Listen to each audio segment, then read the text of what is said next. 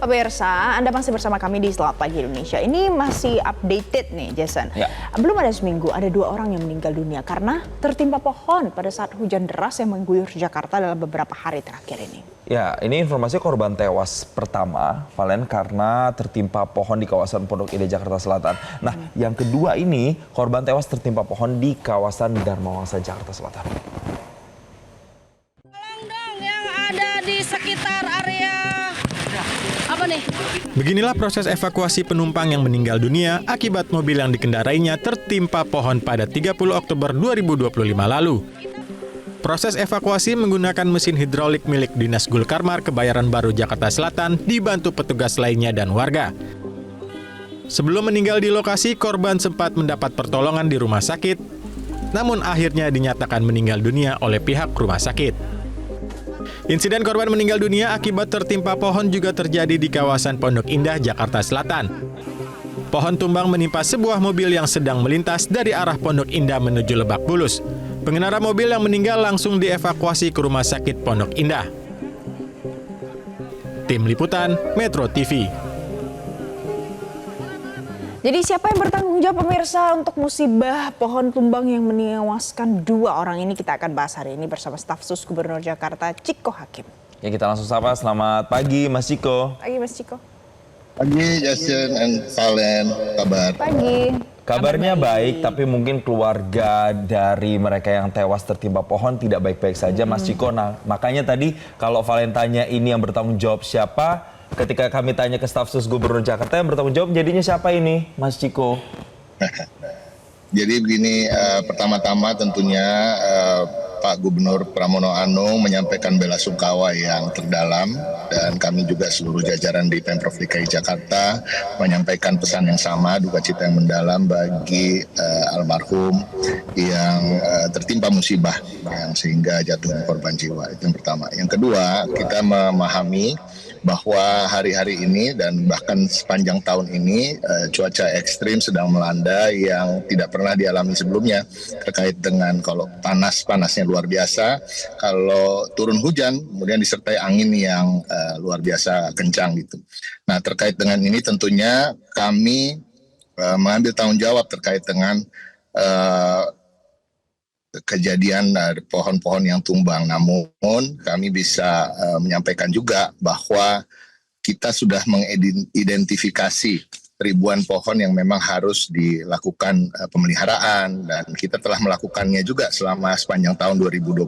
Sepanjang tahun 2025 penebangan pohon dan pemangkasan atau pemeliharaan itu sudah dilakukan ke 60.000 lebih pohon, yang itu adalah 2 kali lipat dari apa yang dilakukan di 2024. Dan kita tahu kembali lagi terkait dengan fenomena cuaca yang luar biasa ini, bahkan pohon-pohon yang sesungguhnya seharusnya masih bisa bertahan itu juga mengalami gangguan, yaitu tumbang atau dahannya minimal putus dan lain-lain. Nah, selama sepanjang tahun 2024 dan 2025 sendiri, di Stamhut itu sudah mengidentifikasi berapa pohon yang memang sudah seharusnya dilakukan pemangkasan, dan itu terus dilakukan.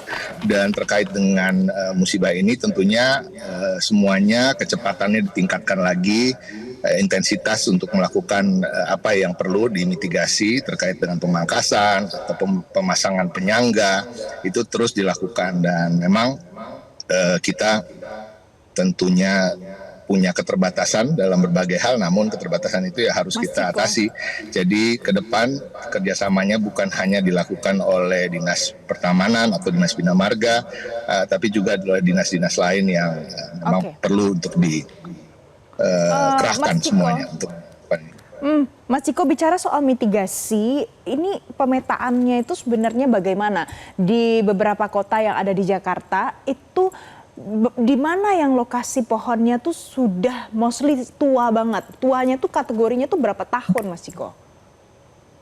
Sebenarnya gini kan, tergantung jenis pohon ya, kadang-kadang ya, tergantung jenis pohon satu. Yang kedua, memang pohon banyak yang sudah ada bahkan lebih dari 10 atau 20 tahun.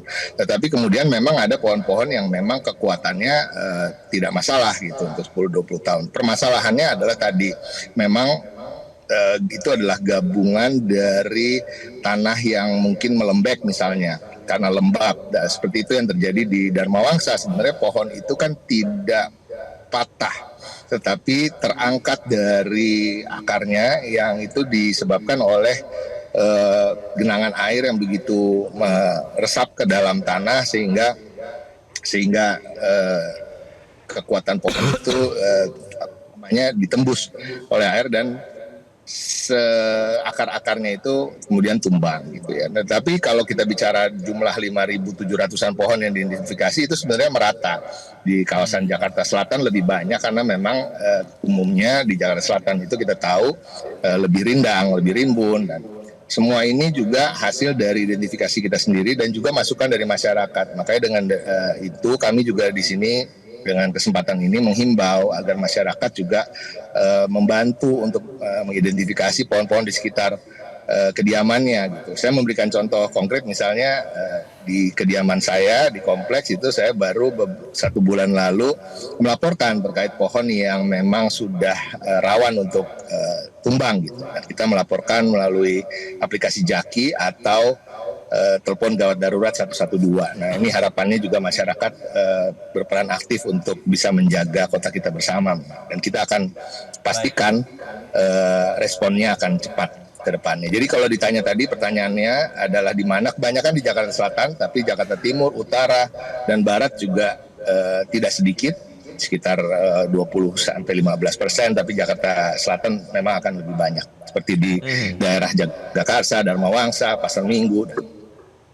Oke, jadi memang cukup lebih banyak di Jakarta Selatan begitu, walaupun hampir rata di seluruh wilayah Jakarta. Padahal Dharma Wangsa tuh ada banyak pohonnya gitu di sana, tapi harus diawasi banget ya begitu ya. Tapi Mas Ciko gini, pertanyaannya tadi kalau ada komplain yang bisa saya potong dulu sebentar. Jadi ini juga suatu hal yang dilematis ya, karena memang keberadaan pohon itu tetap dibutuhkan di Jakarta. Betul. Karena apa? Ya itu kita tahu bahwa untuk bisa meminimalisir dampak dari polusi udara yang kita tahu juga adalah permasalahan satu hal lagi di Jakarta ini, dan artinya kita ke depan tentunya juga akan berkomunikasi dengan teman-teman NGO yang concern terhadap udara bersih misalnya, yang concern terhadap kehijauan kota, dan kita harap kita juga mendapatkan dukungan ketika kita melakukan perbaikan, pemangkasan, dan bahkan harus menebang beberapa pohon yang memang sudah layak ditebang. Betul. Untuk fungsi dan manfaatnya kami sangat setuju ada pohon-pohon ini untuk lingkungan, tapi kemudian yang harus dicermati lagi Mas Ciko adalah soal mereka yang terdampak nih, mobil-mobilnya tertimpa begitu. Nah ini bisa meminta ganti rugi seperti apa, mekanismenya harus ngadunya seperti apa sih Mas Ciko? Bisa melalui aplikasi Jaki atau lewat 112 atau melalui kelurahan dan kecamatan setempat. Jadi semua instansi kami kerahkan untuk mau menerima laporan terkait dengan apa-apa yang menjadi dampak dan kerugian-kerugian yang ditimbulkan.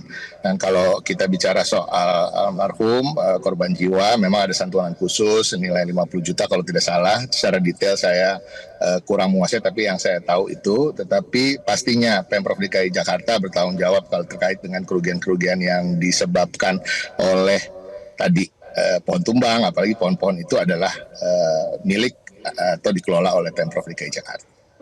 Mas, tapi kalau lihat kasus yang kemarin itu kan di Dharma Wangsa, siapa yang nggak tahu sih Dharma Wangsa elit ya Jason ya. Itu mobil mahal-mahal Mas, ada Alphard, ada banyak mobil juga, nggak cuma satu. Itu ganti ruginya pakai uang apa Mas Ciko? Pakai APBD atau dari mana source-nya? Ya harus dari APBD kan, nggak mungkin kantong saya ya. Jadi kira-kira. Emang ada uangnya Mas dari APBD ganti mobil pohon tumbang? Ya, ada lah kan, kita di APBD kan ada juga seperti keuangan-keuangan yang lain, ada yang namanya miscellaneous gitu ya, ada yang dicadangkan untuk hal-hal yang tidak terduga, pasti ada. Jadi intinya yang pasti itu tadi lapor terkait dengan kerusakan-kerusakan, dan tentunya nanti akan ada ganti rugi. Oke, Mas Ciko, berarti kan artinya ini ada bentuk tanggung jawab yang dibuka atau diberikan oleh Pemprov Jakarta terkait dengan mereka yang terdampak ini.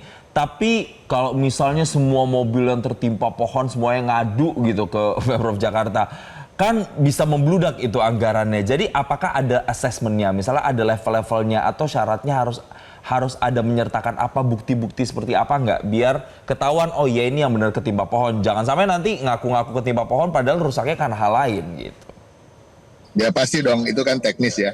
Terkait teknis tentunya pasti akan ada pemeriksaan, verifikasi, dan hal-hal lain. Tapi ya intinya gini, kan tidak juga sampai ribuan gitu. Walaupun memang kita tahu jumlah itu juga tidak menjadi concern ya. Tetapi 1 atau 2 pun itu juga adalah suatu hal yang kita anggap sebuah kejadian yang disebut musibah gitu. Jadi kita nggak mengecilkan jumlah, tapi intinya ya kita tahu bahwa nggak mungkin juga sampai ratusan ribu ya kan kendaraan yang terdampak, tetapi artinya itu tadi buatlah laporan dan datanglah ke tempat-tempat di mana ada instansi pemerintah dan nanti tentu persyaratannya akan diberikan di situ.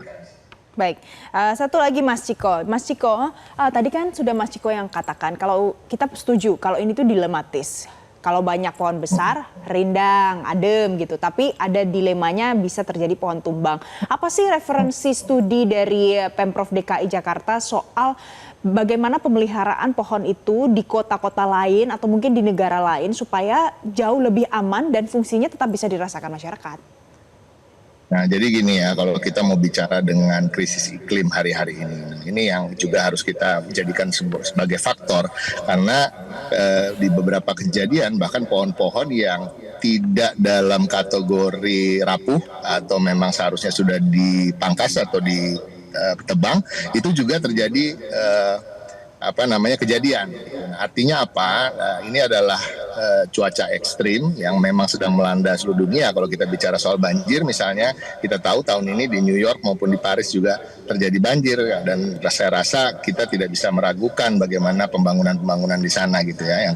Yang ketiga, tentunya artinya extreme situations memerlukan extreme measures atau tindakan-tindakan yang ekstrim juga. Salah satunya apa? Makanya Pemprov DKI Jakarta selain memitigasi terkait dengan pohon tersebut untuk mengantisipasi cuaca yang ekstrim, ada beberapa langkah yang kita ambil. Kita juga akan melakukan modifikasi cuaca ke depannya. Tentunya untuk bagaimana bisa mengalihkan curah hujan ke laut gitu, kira-kira begitu. Dan ini sedang terus dilakukan ke depan. Pak Pramono Anung, gubernur kami, tentunya telah memerintahkan jajarannya untuk mengambil upaya-upaya tersebut. Satu, modifikasi cuaca. Yang kedua, tentunya Dinas Sumber Daya Air yang terkait dengan air dan genangan-genangan ini juga terus diaktifkan, melakukan perbaikan-perbaikan pada tanggul-tanggul yang jebol misalnya. Tanggul itu kan bisa jebol karena ada kejadian yang ekstrim gitu. Karena sebenarnya tanggul itu juga sudah ketika diproduksi tentunya sudah mengukur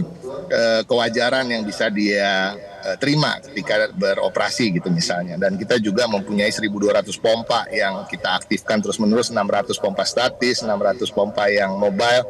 Dan ini juga kalau mau melihat kerjanya pompa-pompa ini, sekarang kami juga mengaktifkan semua media sosial dari dinas-dinas termasuk Dinas Sumber Daya Air. Bisa lihat di Instagramnya Dinas Sumber Daya Air DKI Jakarta, semua pengoperasian pompa itu di-post di story-nya agar masyarakat juga tahu di wilayahnya dia ada pompa yang sedang bekerja untuk kemudian bagaimana mengurangi genangan yang ada. Nah, artinya tidak semua terkait dengan pohon ini kita bicara soal pohonnya saja. Kita juga bicara soal cuaca ekstrimnya tadi, bagaimana kita memitigasi itu ke depan. Dan mudah-mudahan kita berharap bahwa cuaca ini juga membaik. Namun tentunya kita harus realistis. BMKG mengatakan bahwa ini belum puncaknya dan mudah-mudahan kita siap menghadapi puncaknya di bulan Desember.